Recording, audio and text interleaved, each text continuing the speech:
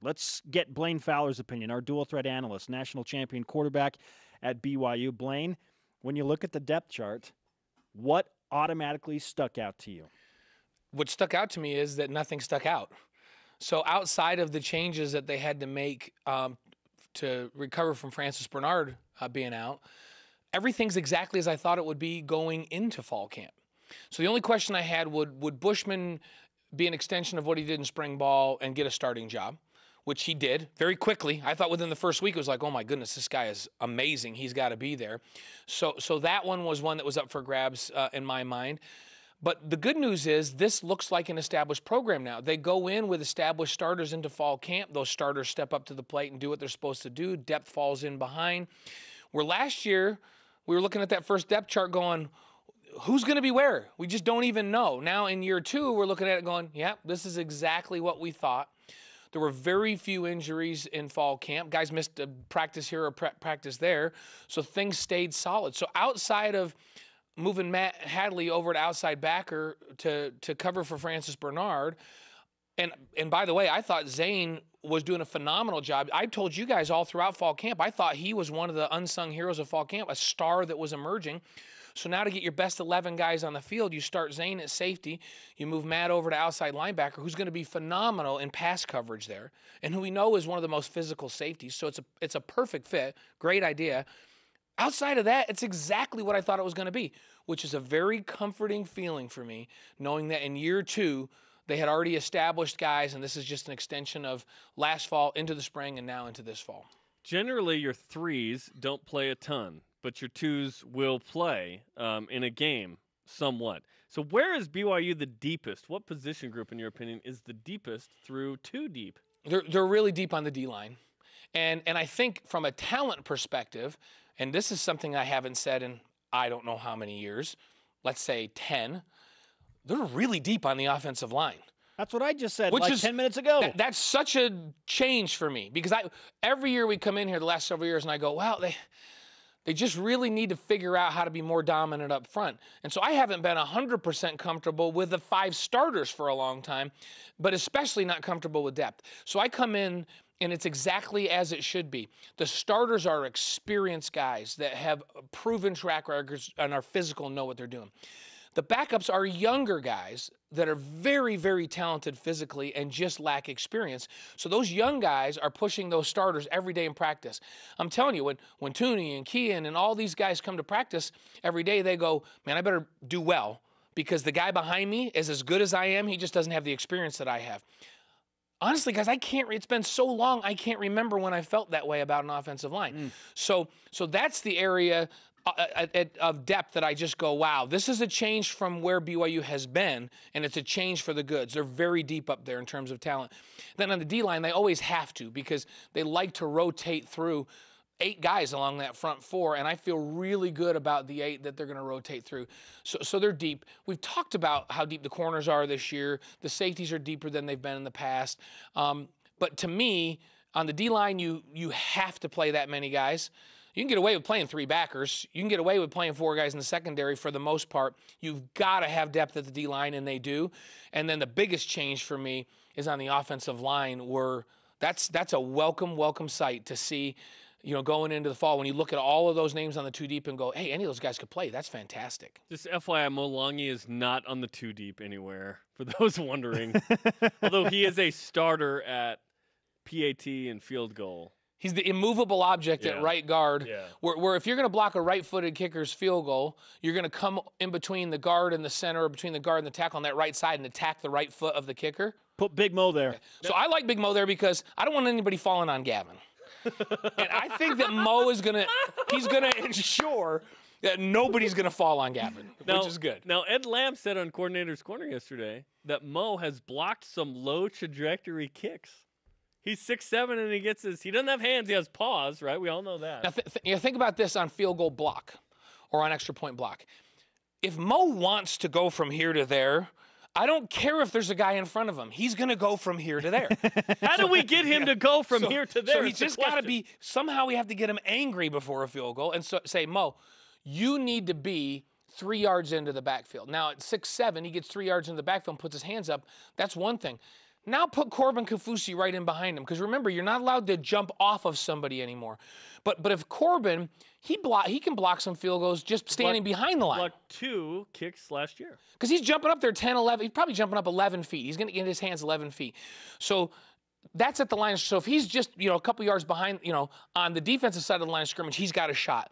Get him in behind Mo and get him on the offensive side of the line of scrimmage and have Corbin jump up in the air. That's scary. And if I'm a kicker, I'm worried about it. And if you get kickers worried, now I'm not saying BYU's kickers, because they're mentally tough. But most kickers I know, you get them thinking about something other than just kicking the ball, they freak out. Not good. That's right. That's what you're not supposed to talk about. Nobody's allowed to talk to the kickers except the holder and the long snapper. Everybody knows that, because it can mentally mess them up. So nobody's allowed to talk to them except for their 2 buddies. That's it. They have 2 buddies, the holder and the snapper. And sometimes a punter is a friend. But other than that, nobody else should talk to them ever. It'll mess them up.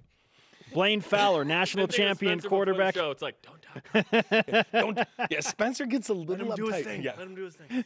He's kind of like a kicker. Like some of our students will look him in the eye. We're like, hey, hey, let him do his pregame thing. It's all good. Don't get all up in his head. All good.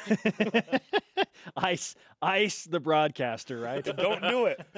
Blaine Fowler with us. I was going to introduce you as, I've already said national champion, but I also need to point out that you are a major proponent of the 17-time national champion BYU Cougarettes. Oh, that's without question the most successful team in BYU history. There's no doubt about it. And we watched them perform when we hosted the Big Blue Bash. You guys hosted it. And you should probably explain why you're so interested in there. My daughter was a Cougarette. Okay. And you guys don't even know this, so I'm going to bust out some even more trivia. My wife was a captain of Cougarettes when I started. Wow. Okay. Captain. Yeah. So we're a 2-generation Cougarette family. All right. And they're the just most dominant program on campus. That's all there is to it. Okay, on Saturday, who will perform better, the Cougarettes or the BYU offense? Well, if we're talking about just pure execution, Cougarettes, no question about it. Now, they'll both win. A bunch of fans they'll just both took a win. Deep breath, like, the Cougarettes will win. If we're comparing them to anything, they will win. Okay.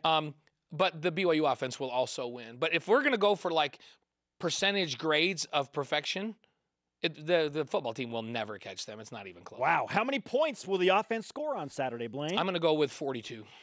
I'm going to say 42. Is that too high? Is that enough? No, I think 42 is good. I hope that they get up early and play a lot of guys. And get a lot of guys depth, and that they get. So maybe the second 42. half's a little sluggish, you think? Yeah, not sluggish, but I think so. Here's 2 things. They're approaching this game like this is a big time game. We got to play. Remember that this Portland State team, when they were healthy, won big early. They've had some big wins. They beat Washington State. They beat North Texas 66-7. But they had a lot of injuries last year, a lot of injuries, so it kind of devastated the rest of the season. Now there's a lot of new faces. Alex Caressa, a name that everybody knows, is not back. He was an incredible quarterback. Really talented, dual threat kind of a guy. He's not back, so that's a big void to try to fill. They have a really dynamic wide receiver / quarterback / running back / they got a slash guy, but they shouldn't be able to compete on the line of scrimmage. That should be the difference. And so Ty wants to go out, and he's approaching this game. We've scouted Portland State, and we've got a game plan, and we're going to go play it.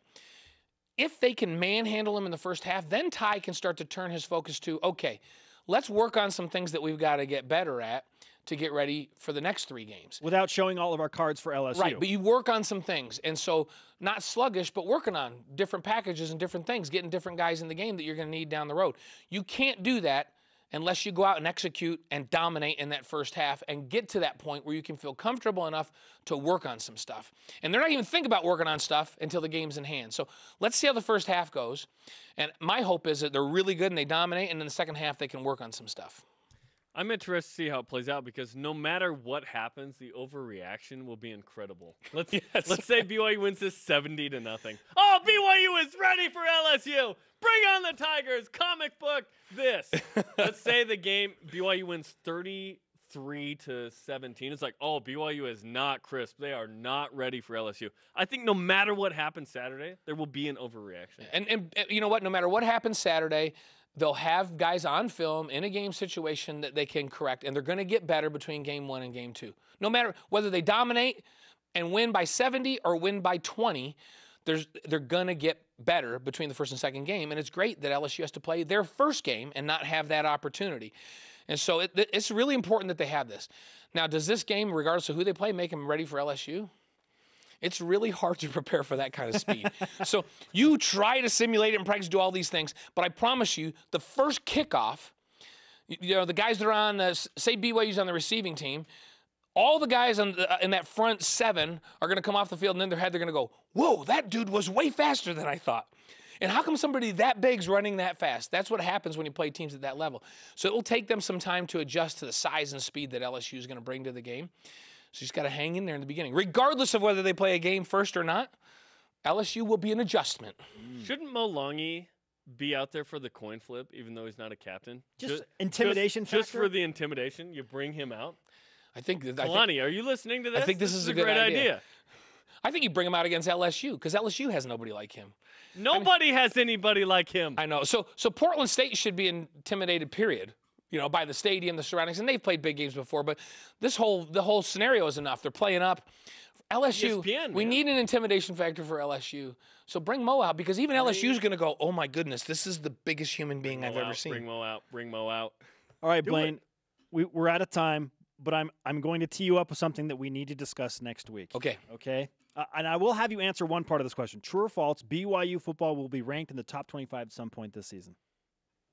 True. Okay. And we're going to talk about when next week. When is most likely? That's what we call a tease. Yes. Yes. Such wow. a tease, okay. Blaine. You think they will be ranked at some point? Yes, they will. When will it be? We will discuss We'll talk that about that next week. Yes. Solid stuff. After further review tonight, what are we looking forward to? We're going to give a little preview of Portland State, and we're going to take a look at that Boise State victory a couple years ago. You know, Tanner Mangum's starting first start, and man, I've been watching that film all week to get ready for the show.